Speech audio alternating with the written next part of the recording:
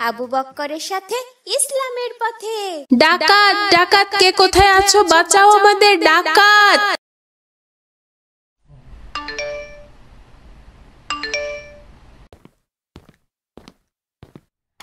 আসসালামু আলাইকুম। ওয়ালাইকুম আসসালাম। কি নানু ভাই, কেমন আছো? জি আলহামদুলিল্লাহ, আল্লাহ ভালো রেখেছেন। আপনি কেমন আছেন? আলহামদুলিল্লাহ। নানু আমাকে চিনতে পারোনি? না, মানে আমি সম্ভবত আপনাকে কখনো দেখিনি। দেখেছো, কিন্তু মনে নেই। তুমি যখন অনেক ছোট তখন তোমাদের বাসায় একবার এসেছিলাম। আপনি আমার কে হন? আমি তোমার নানু ভাই হই, তোমার মায়ের বড় মামা আমি। ও আচ্ছা, আসুন আসুন, ভিতরে আসুন নানু ভাই। নানু ভাই, তোমার পড়াশোনা কেমন হচ্ছে? আলহামদুলিল্লাহ, আমি এবারও ক্লাসে প্রথম হয়েছি, পুরস্কারও পেয়েছি। মাশাআল্লাহ। তোমার বাবার কাছে ফোনে শুনেছি তুমি পরীক্ষায় বরাবরই ভালো করো। তুমি এতদিন আমাদের বাসায় আসোনি কেন নানু ভাই? আমি তো বিদেশে থাকি নানু, আমেরিকা। দেশে অনেক কম আসা হয়। এই নাও, এটা তোমার রিমোট কন্ট্রোল হেলিকপ্টার। সত্যি নানু ভাই আমার? হ্যাঁ নানু ভাই, আমি বিদেশ থেকে তোমার জন্য এটা হাদিয়ে এনেছি। আমি এখনই আমার বন্ধুদের হেলিকপ্টারটা দেখিয়ে নিয়ে আসি, ওরা অনেক খুশি হবে, সবাই মিলে খেলা করতে পারবো। অবশ্যই নানু ভাই। আসসালামু আলাইকুম ভাই। ওয়ালাইকুম আসসালাম। তুমি এই হেলিকপ্টার কোথায় পেলে আবু বকর?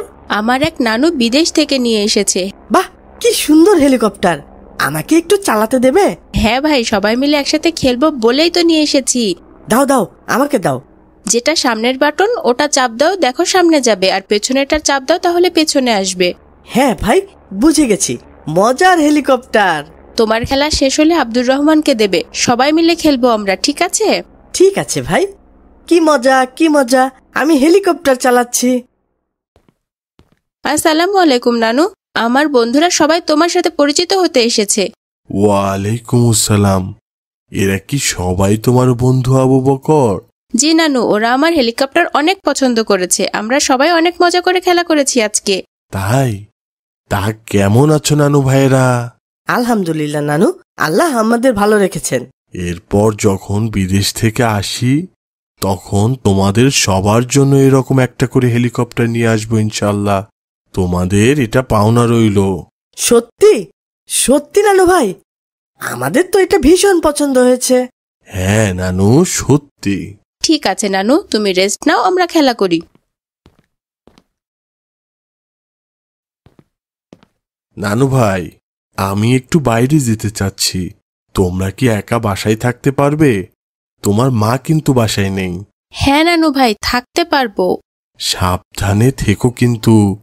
অপরিচিত কেউ আসলে না চিনে বাসায় ঢুকতে দিও না।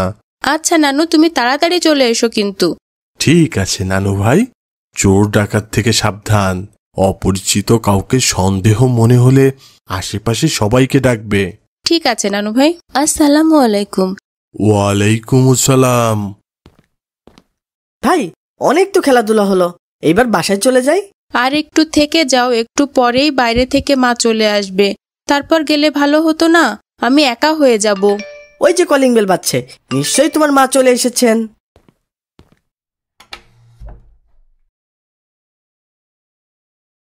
ডাকাত ডাকাত কে কোথায় আছো? বাঁচাও আমাদের, ডাকাত!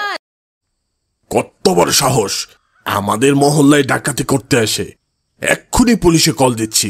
নিয়ে ইচ্ছা মতো প্যাদানি দিলেই ঠিক হয়ে যাবে। ভাই, ওর মাস্ক খুলে দেখুন, দেখি চিনতে পারি কিনা। মানুষ যেন না চেনে এই জন্য মাস্ক পরে এসেছে। ঠিক বলেছেন, ওর মাস্ক খুলে ওকে আগে দেখি, দেখি চিনতে পারি কিনা। নানু ভাই, তুমি তুমি আমাদের বাসায় ডাকাত দিতে এসেছিলে? আমার তো বিশ্বাসই হচ্ছে না। নারী নানু ভাই, তোমরা ভুল বুঝেছ। আমি ডাকাত দিতে আসিনি। তাহলে আমাদের আগে বলনি কেন? বলবো কিভাবে? আমার মুখে তো মাস্ক পরা ছিল। বলার আগেই সবাই ধরে বেঁধে ফেললো। উনি আমার নানু ভাই, ওনাকে ছেড়ে দিন দয়া করে। নানু ভাই, তুমি এরকম ডাকাত সাজলে কেন? আমি তো ডাকাত সাজিনি নানু, তোমরা ভুল বুঝেছ। তাহলে তোমার হাতে ছুরি ছিল কেন? মুখে মাস্ক, হাতে ছুরি, আবার তোমার সাথে ওনার হাতে বন্দুক, এসব দেখেই তো আমি ভয় পেয়ে গেছি, ডাকাত বলে চিৎকার করেছি। তোমরা ভুল বুঝেছ নানু। দেখলাম তোমার মায়ের তরকারি কাটার ছুরিটা নষ্ট হয়ে গেছে, তাই বাইরে যেয়ে একটা ছুরি নিয়ে এসেছি। ওটা রান্নার ছুরি, ওটাই হাতে ছিল। আর বাইরে অনেক ধুলোবালি, তাই মাস্ক পরেছিলাম। বুঝেছ নানু? তাহলে ওনার হাতে বন্দুক ছিল কেন? ও আমার বন্ধু, প্রায় 15 বছর পর ওর সাথে দেখা, তাই ভাবলাম ওকে বাসায় নিয়ে আসি। বাসায় আসার সময় তোমার কথা শুনে তোমার জন্য একটা খেলনা বন্দুক এনেছে। ওটা খেলনা বন্দুক ছিল নানু ভাই, তোমার জন্য হাদিয়া। আমার তো এখন অনেক লজ্জা করছে, না বুঝেই কেমন তোমাদের বিপদে ফেলে দিলাম।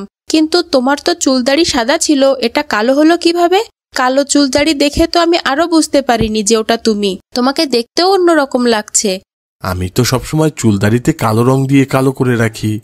তোমাদের বাসায় আসার সময় চুলদাড়িতে রং দিতে পারিনি, তাই বাইরে যে চুলে কলপ দিয়ে এসেছি। এই জন্যই হয়তো চিনতে পারোনি আমাকে। নানু, তুমি চুলে কালো রং দাও? হ্যাঁ নানু, না হলে তো বুড়ো বুড়ো লাগে তোমার নানুকে।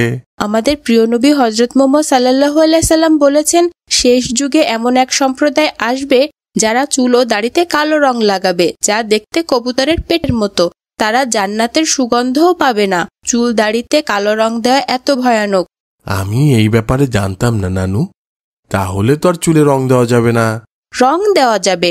রাসূল সাল্লাল্লাহু আলাইহি সাল্লাম বলেছেন, ইহুদি ও খ্রিস্টানরা মাথার চুল ও দাড়ি রং করে না, সুতরাং তোমরা তাদের বিপরীত করবে, মানে রং করবে, তবে সেটা কালো ছাড়া অন্য যে কোনো রং।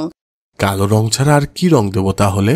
আমাদের রাসূল সাল্লাল্লাহু আলাইহি সাল্লাম সাধারণত মেহেদি, জাফরান ও লাল গোলাপের রস দিয়ে চুলদাড়ি রং করতেন। তাই সাদা চুলদাড়িতে মেহেদি, জাফরান, গোলাপের রস দিয়ে রং করা সুন্নত, তবে কালো রং দেওয়া যাবে না। নানু ভাই, তুমি খুব সুন্দর একটা পরামর্শ দিয়েছ। আমি ইনশাল্লাহ মেনে চলার চেষ্টা করব। আজ যা ঘটে গেল সবকিছুর জন্য আমি খুবই দুঃখিত নানু ভাই, আমাকে মাফ করে দিও।